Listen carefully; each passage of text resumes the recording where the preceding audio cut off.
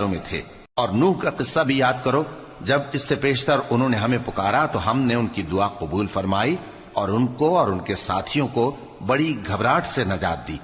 اور جو لوگ ہماری آیتوں کی تکذیب کرتے تھے ان پر نصرت بخشی۔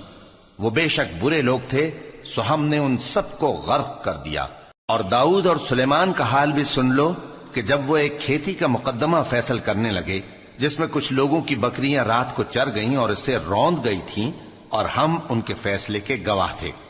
تو ہم نے فیصلہ کرنے کا طریق سلیمان کو سمجھا دیا، اور ہم نے دونوں کو حکمت و نبوت اور علم بخشا تھا، اور ہم نے پہاڑوں کو داؤد کا مسخر کر دیا تھا کہ ان کے ساتھ تسبیح کرتے تھے، اور پرندوں کو بھی مسخر کر دیا تھا، اور ہم ہی ایسا کرنے والے تھے۔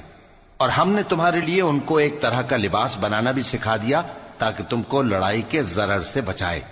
پس تم کو شکر گزار ہونا چاہیے۔ اور ہم نے